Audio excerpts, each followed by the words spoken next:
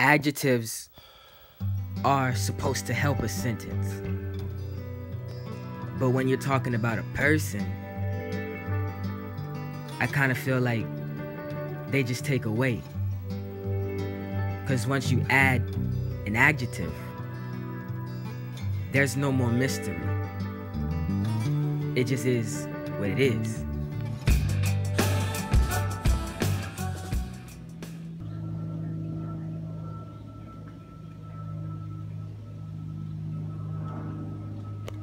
I used to be the type of kid that would always think the sky is falling. Why am I so differently wired? Am I a Martian? What kind of twisted experiment am I involved in? I could try to describe myself.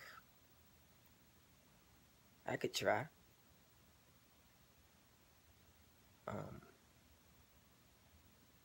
I think I'm a likable guy. I hate you. Yeah, I think I'm a likable guy. But what do I see when I look in the mirror? That's a good question.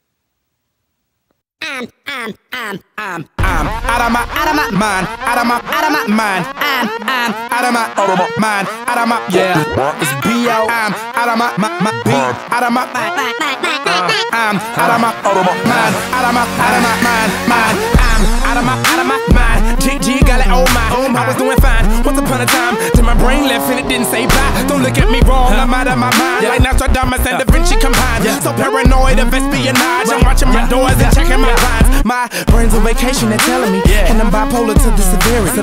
And I need medication apparently, and some electric convulsive therapy. I am a rebel, but yes, I'm so militant, still eligible for disabilities. I am psychotic, but there is no remedy. This is not figurative, this is literally. If these boys go dumb, I go to the mental facility. See, man, I'm so out there, I slap eyes with E.T. I don't need a feature, they don't want me eat them, I like heart when I'm on this beat. If you feel the same as me, then you gotta agree. I'm out of my mind, out of my mind, out of my mind. I'm out of my mind, out of my I'm out of my out of my I'm out of my mind, out of my mind. What's your name, P.O.B., so they calling you Bob? Stop playing, you know that I'm known for the Bob. I don't have nothing to say about Mason, just the fact that he's annoying. And he does too much a lot of times. But he's smart, and funny, but do too much. Mason is the best person I ever met.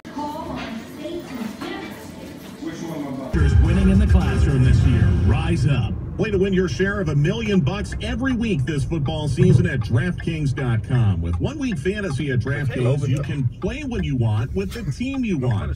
Just pick your contest, pick your team, and pick your winnings. Hurry to DraftKings.com now. Use code ADVANTAGE and play for free with your first deposit in Sunday's $1 million fantasy contest. This isn't fantasy as usual. This is DraftKings. Welcome to the big time. Enter ADVANTAGE for free entry now, only at DraftKings.com. That's DraftKings.com. Whoa, there's a big white horse in the office. Who are you? I'm Tom, that's Larry, the Dream Delivery Team. We show up when you win the Georgia Lottery. Can't stop yourself from rolling. It don't matter. Coming full speed, you already gone. It don't matter. That's what they do. That's what they do. It's always awful call. It's always that way. It ain't nothing new. It's ridiculous. There ain't nothing new.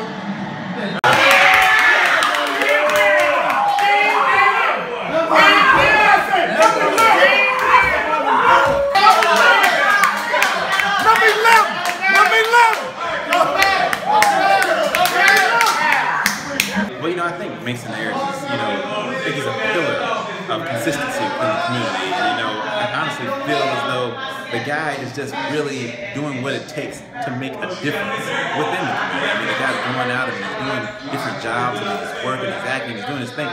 I think as a young person, I think it's just a testament to hard work, dedication. A lot of these guys these days, a lot of these kids, they're go out, they're playing video games all day. They're goofing off on their phones. This guy's actually trying to make a difference. This guy's actually trying to do something positive. I think that's a very important thing in today's society. Well, I view Mason, he's a good kid overall. just like any kid, he has his issues, but as a whole, he's very positive. Better than, I would say, much better than average. A little more stubborn than I want to be, but I'm working on that stubbornness he has. But other than that, he's a fine kid who has a bright future. As long as he learns to listen to me more, he'll have even a brighter future. But to put it in a nutshell, fine kid, good future, need to listen more, and stubborn as heck, but we're working on it. That's real life.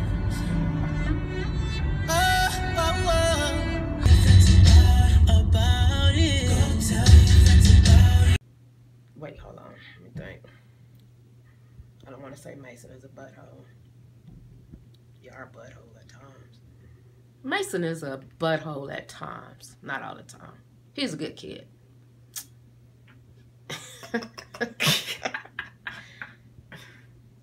Smart, ambitious young man. He's a game changer. You just wait. If it's something he wants, he goes out of it. He never backs down from a challenge. And Mason was born DOA. He had to be revived from day one, and he has not stopped since day one. We at war. We at war with terrorism, racism, but most of all, we at war with ourselves. God, show me the way. How music has affected me, that would take a week, because music is definitely an art form that I go to a lot. I listen to a lot of music, a lot of different genres, a lot of different artists, you know. And I feel like music is universal, you know. Whatever mood you're in, music is there, you know. If you're happy, if you're not happy, if you're angry, if you're excited, if you need to get hype, if you're trying to chill, if you're trying to turn up, it's like whatever you trying to do, it's music for you. You are an amazing person, you funny, and you great to work with. Amazing. I view Mason as a nonchalant but loving person. He's really cool, but don't get on his bad side because he will challenge you. But he's very comical and I love him. Mason is a very loyal person. He is very, like, you can go like 2 weeks without seeing Mason and you guys see each other in the hallway and it's like you guys just saw each other yesterday, you know? That's the type of person Mason is.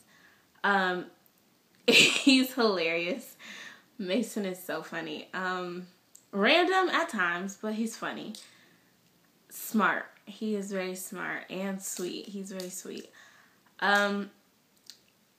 He's also weird.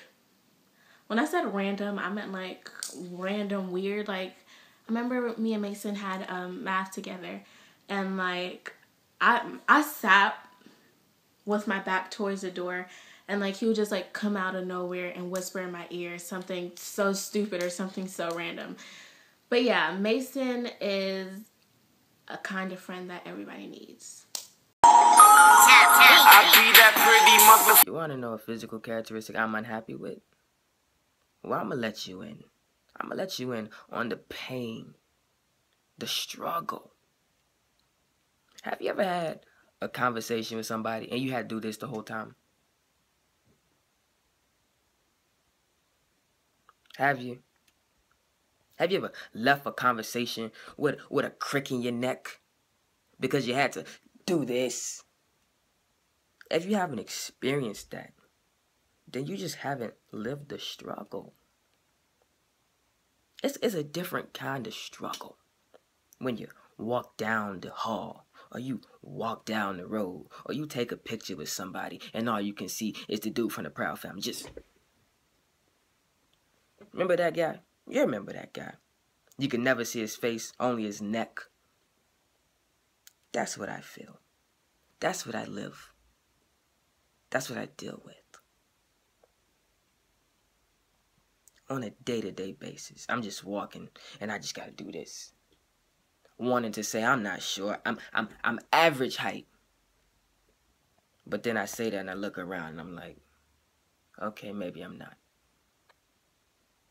As a matter of fact, better yet, have you ever bumped your forehead on somebody's shoulder? Your forehead on somebody's shoulder.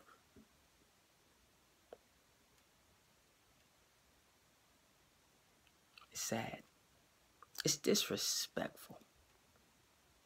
And just a message to all you tall people out there. If you over 6'4", and you not in the NBA or something, you make me sick. Just terrible. I mean, what you that tall for? For what? To reach the top shelf? Yeah, the top shelf is not that high, guys. It's not that high. What you that tall for? Just for no reason. Matter of fact, I feel like if you over 6'4", it should be illegal. It should be against the law. You should go to prison. 10 years minimum. What you that tall for? You just out here just tall. Just tall for no reason. 10 years. Fort Knox, lock them down. That's how I feel. Another physical characteristic that I'm happy with, you know, my teeth could be straighter, you know. They not as straight as they should be, you know. They kind of do their own thing. I don't understand. And my eyes, I feel like my eyes are not the same size, but then I be looking at other people and I be like, their eyes not the same size either. I don't know if any of our eyes are the same size. If you really look at it, I don't know, it's weird. Oh man, not again. Back to back for the that didn't get the message. Back to back like I'm on the cover of Lethal Weapon. Back to back like I'm Jordan 96, 97. Whoa, hey, you gon' make me go out of my way. I waited 4 days. Where y'all at? Is that a world tour or your girl's tour? I know that you gotta be a thug for. This ain't what she meant when she told you to open up more. Yeah. When I look at the effective birth order on me, I don't think there's one of the stereotypical things. Like, from what I understand, if you're the youngest child like I am, you're supposed to be the most rebellious. And I don't think that that's something that I got as an effect from my birth order. Not saying I'm not rebellious, because I definitely am, but so is my brothers and sisters, so it's not just me. But one thing I will say that definitely affected me is having older brothers and sisters. Is you always have somebody to talk to, somebody to grow with, somebody to make mistakes with, somebody to learn from their mistakes. My big brother, he's my go-to dude, and you know, he always gives me advice on different things and stuff like that. So that's great. And just having a lot of brothers and sisters and having a big family in general, I think, is one of the most important things, and definitely a great thing to have. And it has affected me for sure, positively. Traits that I got from my parents. One for sure is stubbornness, because they are the most stubborn people in the world, for sure. But on the good end, I think I got the ability to speak from them. They both can speak very well, especially from being from where they are, you know, from where they were born and where they were raised. One being, you know, raised in Compton and then moved to Birmingham for a little bit, and then Atlanta.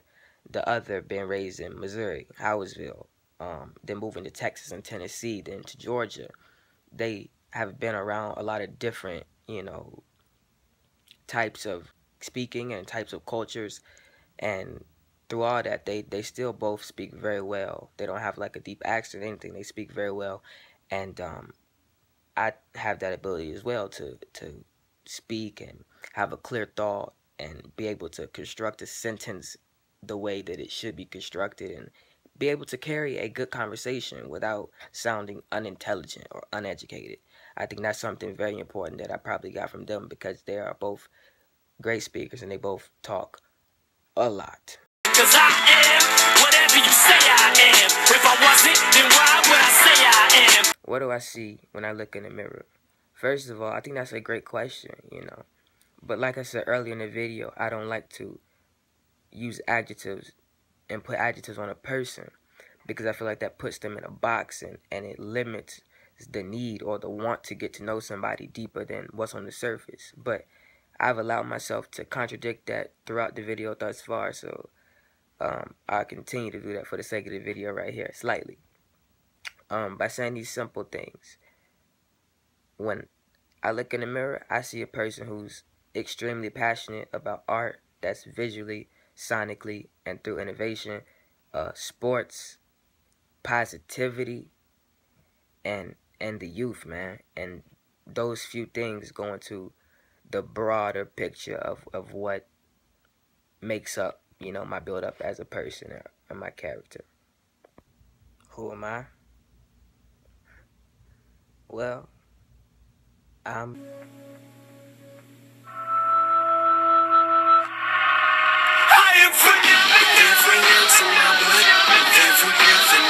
If I die, I'm a legend. Oh my God, oh my God. If I die, I'm a legend. I'm the one.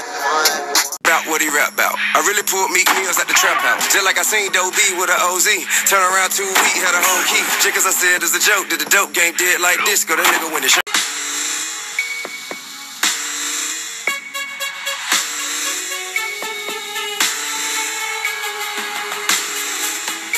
You making no song. You better watch what you say in your song, for you see what happened when faking go wrong. Say you gon' overthrow me with taking so long. I've been kicking back patiently, waiting for someone to ride on my cage.